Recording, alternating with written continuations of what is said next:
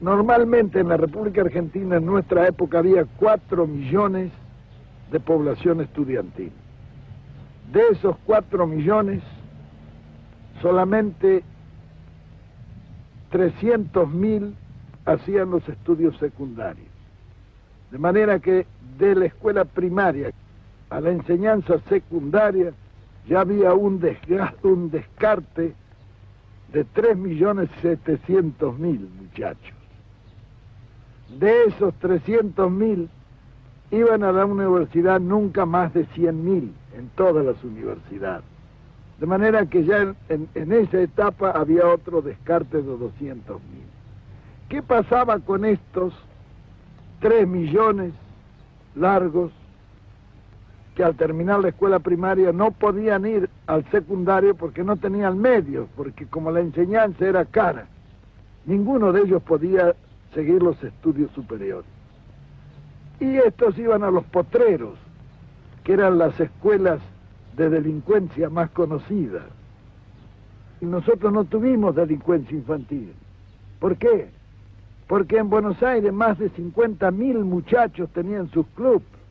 Esos clubes los hacía el Estado y se lo entregaba a los vecinos que lo administraban y lo llevaban adelante. Por otra parte, las escuelas profesionales, donde el chico iba, recibía un salario y a la vez estudiaba. Después de recibirse de operario, iban a la fábrica, estaban 3 años. De ahí podían pasar a las escuelas de aplicación, que eran escuelas para formar sobrestantes, jefes de talleres, etc. Después de estar allí, iban nuevamente a la industria, y estaban 2 o 3 años, y entonces tenían derecho a ingresar a la universidad obrera, de donde salían ingenieros de fábrica en cada una de las grandes especialidades de la industria. Eso fue para la masa.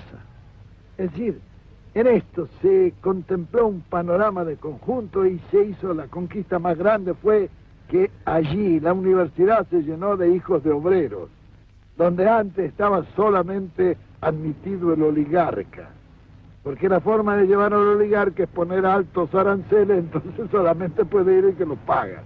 Nosotros suprimimos todos los aranceles. Para la universidad no había ni derechos de exámenes ni nada, era gratis, totalmente gratis, el Estado pagaba eso. De manera que tanto el pobre como el rico podía ir.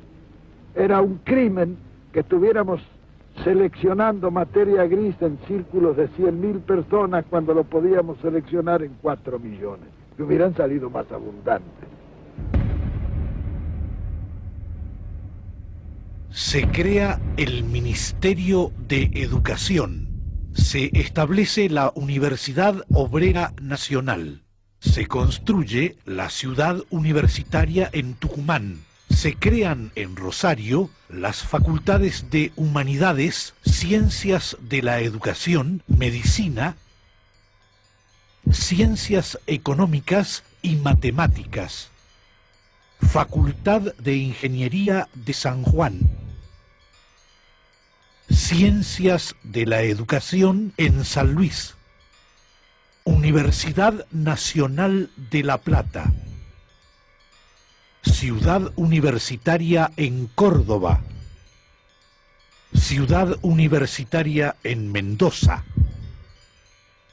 Ciudad Universitaria de Buenos Aires.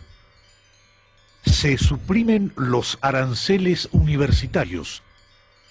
Se establecen becas para estudiantes de escasos recursos, no solo argentinos, sino también de cualquier parte del mundo, que vienen por miles a estudiar a nuestro país.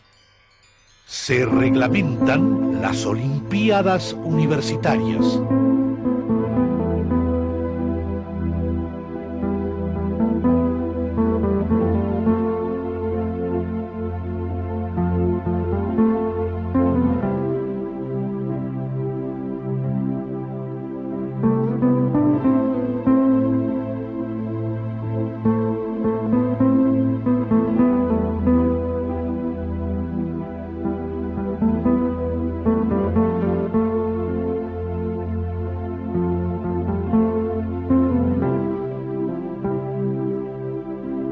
Se crean misiones monotécnicas para que los alumnos de zonas rurales aprendan artes y oficios como zapatería, carpintería, albañilería, herrería y mecánica.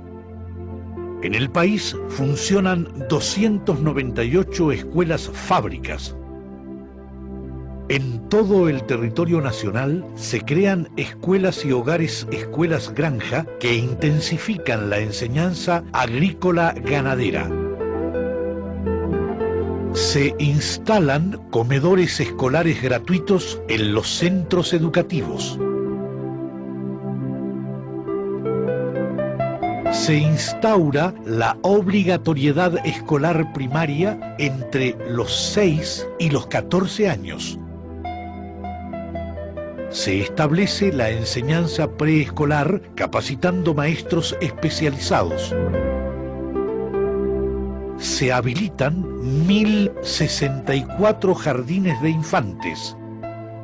Se organizan las colonias de vacaciones. Entre los años 1946 y 1955, la cantidad de alumnos se elevó a 2.870.000. La atención de adultos analfabetos y la capacitación preescolar de los jóvenes que nunca habían sido contemplados motiva la creación de escuelas nocturnas con secciones para la enseñanza primaria y enseñanza práctica de materias especiales. Para la solución del problema que plantea la educación de niños y adultos inválidos, enfermos y deficientes mentales o de los sentidos, se crean las escuelas de policlínicos y domiciliaria, ambas únicas en el mundo. Se quintuplica el presupuesto para la educación. Se duplica el sueldo de los maestros y se establece una bonificación para aquellos que van a enseñar a lugares alejados e inhóspitos. Se construyeron más escuelas que en todo el resto de la historia argentina, 8.000.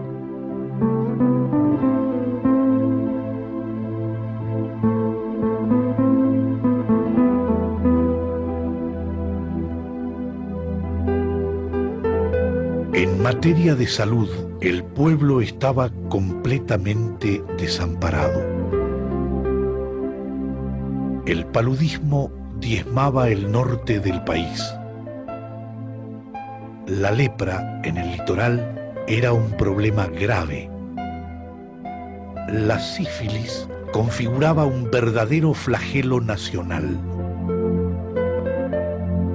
En 1946, el índice de mortalidad por tuberculosis era del 200 por 1000.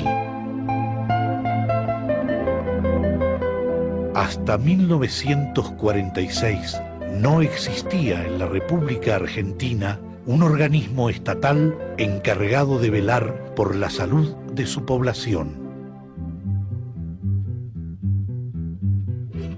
Ante la urgencia, se pone en funcionamiento el tren sanitario Eva Perón, que llega hasta los rincones más alejados del país, cumpliendo una triple misión: asistencial, sanitaria y social.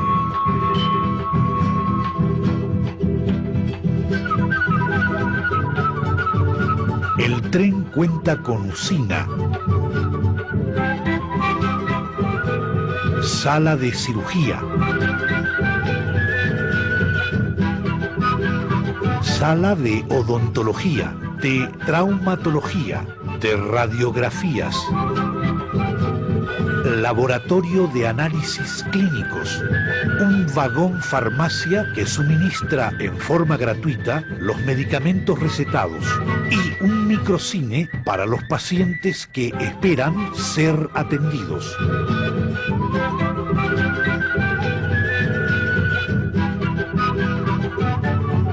En cada lugar en que hace un alto, los consultorios de orientación derivan a los pacientes a los distintos vagón-salas. De ser necesario, los pacientes son trasladados a policlínicos u hospitales.